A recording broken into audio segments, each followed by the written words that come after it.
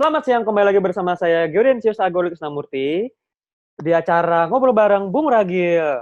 Nah, sebelum saya memulaikan acara ini, saya mengucapkan minal aidin wal faizin. Mohon maaf lahir dan batin dan selamat berlebaran walaupun di rumah saja bagi yang merayakan ya, di rumah saja bersama keluarga.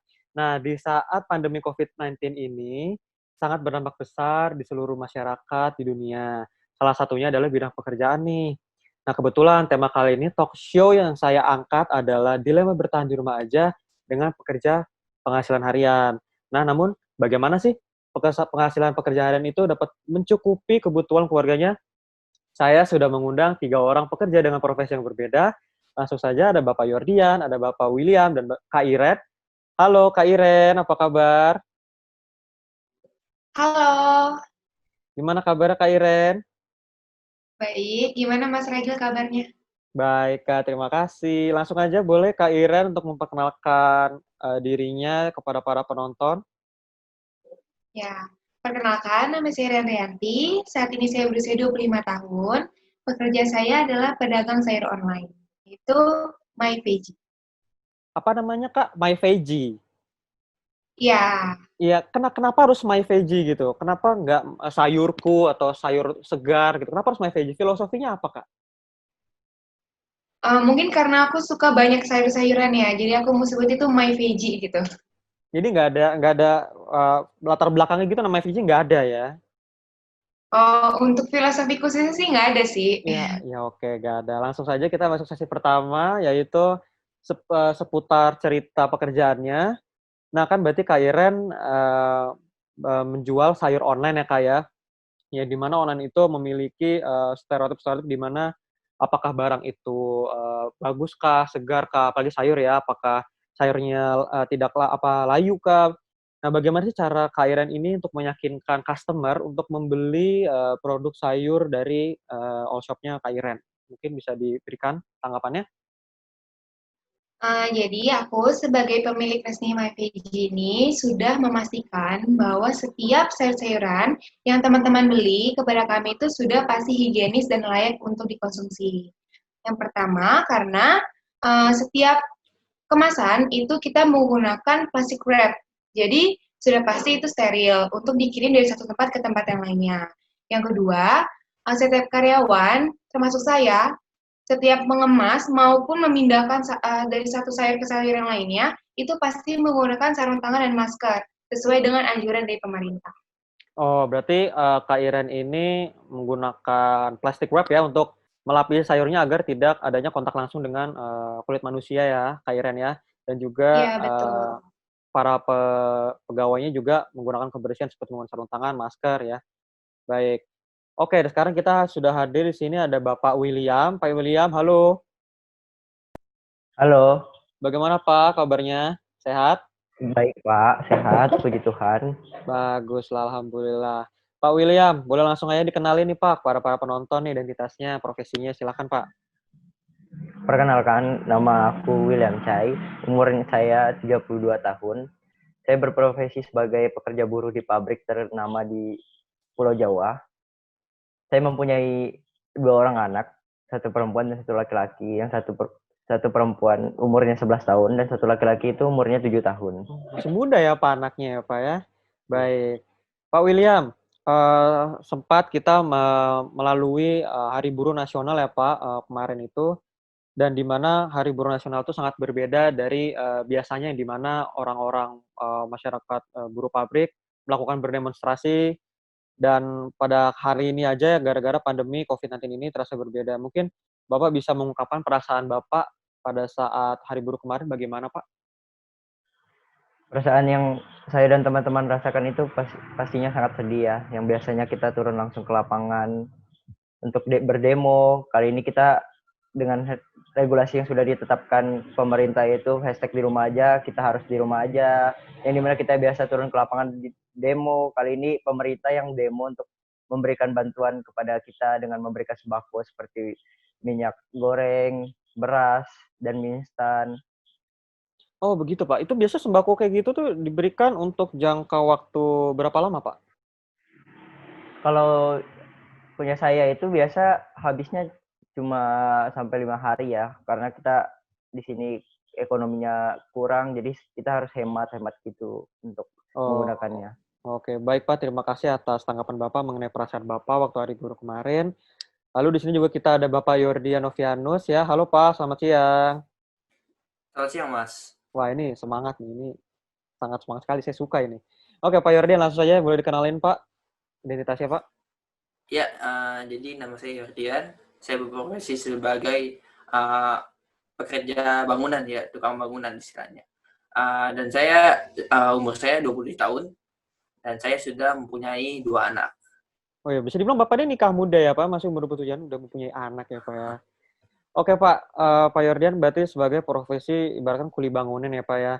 Nah, saya pengen cerita sedikit nih Pak, kalau di kompleks saya itu ada pembangunan yang tidak boleh direnovasi dan juga ada tanah yang tidak boleh membangun rumah. Jadi perlu ada surat izin maupun dari RT-nya begitu Pak. Atau mungkin Bapak pernah mengalami ketika ada pekerjaan terhambat karena uh, mungkin dilarang atau bagaimana Pak? Iya, Mas, selama pandemik ini ada beberapa komplek yang melarang adanya renovasi. Bahkan ya emang benar-benar sampai nggak boleh, bahkan maintenance saja juga nggak boleh. Tapi ada juga yang komplek perumahan di mana jika kerusakannya sangat genting, itu ada pembatasan, yaitu di mana saya ingin masuk, tapi agak dipersulit gitu. Jadi harus ada jaminan dari pemilik rumah. Pemilik rumahnya langsung datang kepada satpam dan menjamin kalau saya itu boleh masuk gitu. Dan saya juga dites bukan tes kesehatan, maaf, saya dites suhu badannya, apakah saya aman untuk masuk ataukah tidak aman untuk masuk. Berarti kalau apabila Bapak mau melakukan pekerjaan, merenovasi rumah, perlu adanya jaminan ya Pak ya? Baik. Betul, Pak.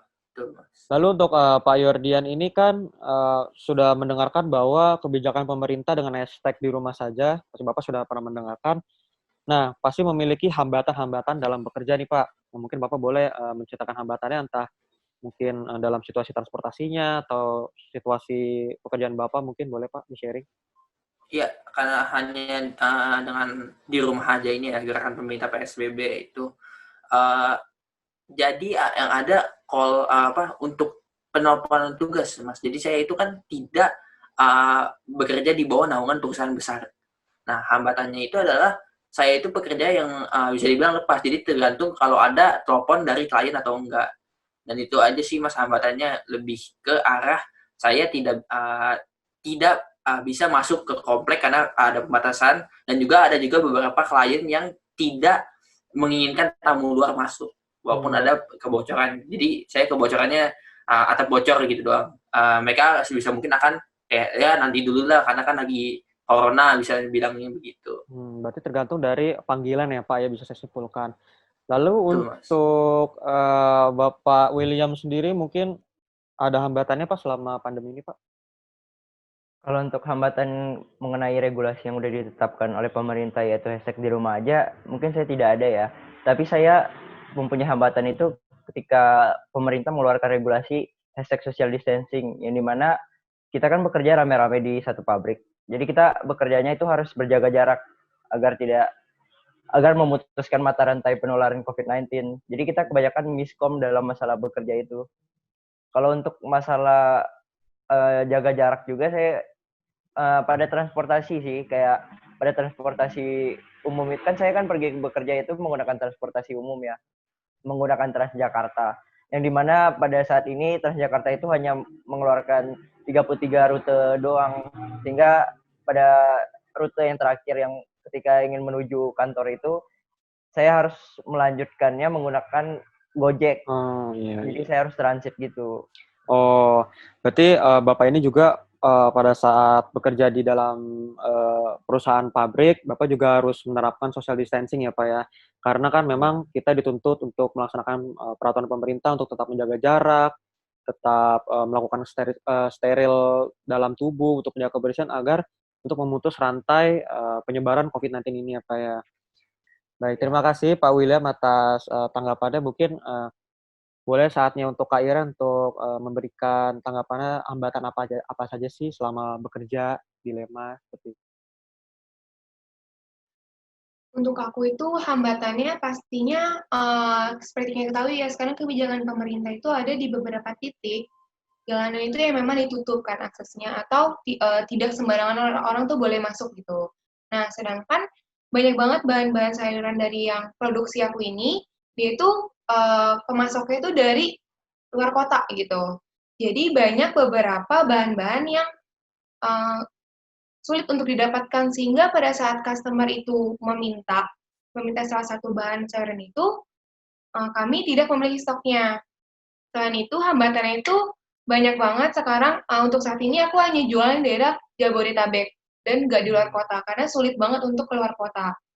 Nah, hambatannya itu, ya jadinya pemasukan aku juga yang harus lebih banyak, jadinya itu jadi lingkupnya itu jadi lebih sedikit gitu. Iya, karena terhalang sama stok yang terbatas juga ya tadi Kak Iren bilang ya, karena ada Iya, batas betul. provinsi yang harus dibatasi, tidak boleh berpergian jauh ya. Baik, terima kasih Kak Iren atas tanggapannya, ceritanya. Lalu sekarang kita masuk ke sesi pertanyaan berikutnya, yaitu seperti yang kita tahu banyak pekerja-pekerja yang dilema, jadi sehingga munculnya ada rasa suka dan duka terhadap pekerjaan yang ia lakukan sekarang ini, bisa berdampak bagi keluarga sendiri maupun teman-teman. Mungkin dari Kak Iren boleh menyampaikan suka dukanya? Kalau sukanya mungkin karena aku pedagang online, pasti banyak juga pedagang online lainnya, mungkin nggak seluruhnya, tapi banyak pedagang online yang sekarang itu penjualannya semakin meningkat. Karena sekarang ini semua serba online, eee, lebih instan istilahnya kayak gitu. Tapi untuk dukanya tentu karena, saat ini aku di Tangerang dan aku tuh sendirian untuk tinggal di sini, dukanya itu sangat sulit untuk bertemu dengan keluarga maupun teman, terutama sih keluarga sih, orang tuaku, di mana orang tuaku itu tinggal di luar kota.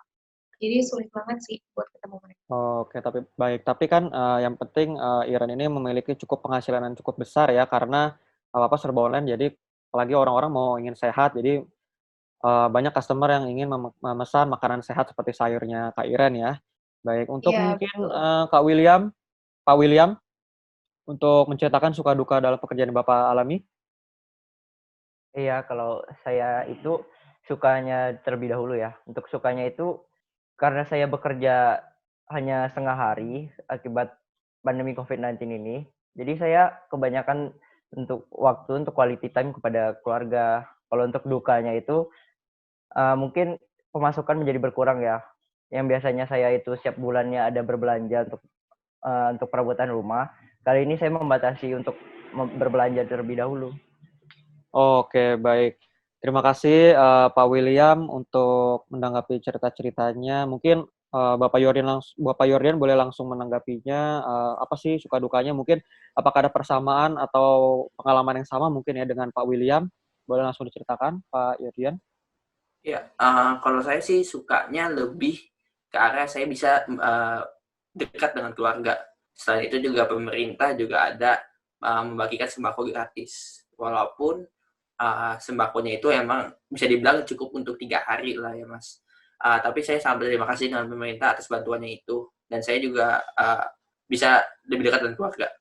Tapi untuk dukanya sendiri adalah saya tidak mendapatkan pekerjaan yang banyak. Jadi pemasukan saya di sini juga otomatis akan berturun secara drastis karena kan saya kan tadi kan bekerja kan tunggu menerima panggilan kan dari klien atau apa. Tapi karena adanya pembatasan, jadi saya hampir tidak mendapat sama sekali. Biasanya ada 3 minggu sekali, tapi karena adanya pandemi ini menjadi sekitar sebulan hanya satu sekali doang itu. Dan itu juga harus ada bincang-bincang dan juga cekcok gitu supaya saya bisa masuk dan melakukan perbaikan. Berarti saya dapat simpulkan bahwa, Bapak Yordian ini sama Pak William ini memiliki kesamaan, yang di mana Pak William ini bekerja setengah hari dan di mana, Pak Yordian ini, mendapatkan pekerjaan apabila dapat panggilan.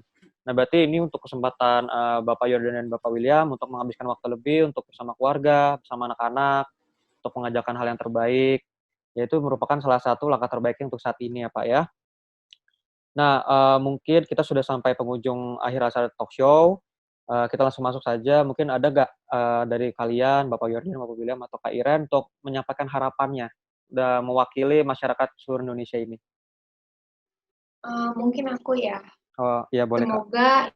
Semoga harapan aku ini sesuai juga sama harapan-harapan para pekerja harian lainnya. Nah, semoga itu aku berharap pemerintah itu bisa lebih tegas lagi dalam mengelola sebuah kebijakan. Karena seperti diketahui sekarang ini semakin hari semakin meningkat jumlah COVID-19 gitu pasiennya. Jadinya memungkinkan kita bakalan makin sulit untuk beraktivitas di luar rumah. Sekaligus juga menutup pendapatan ekonomi kita gitu.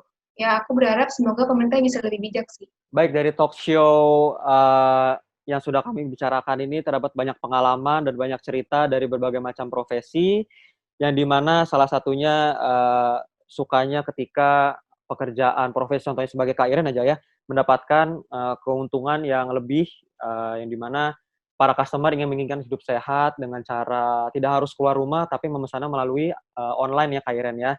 Dan juga di satu sisi juga seperti contohnya Pak Yordian dan Pak William mengalami duka di mana Pak Yordian harus menunggu panggilan dari rekannya ataupun atasannya untuk mendapatkan pekerjaannya.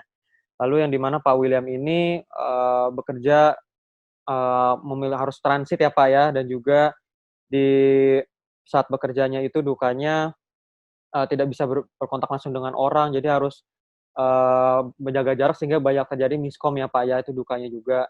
Dan juga sehingga perekonomian Pak Yordian dan Pak William ini juga terganggu.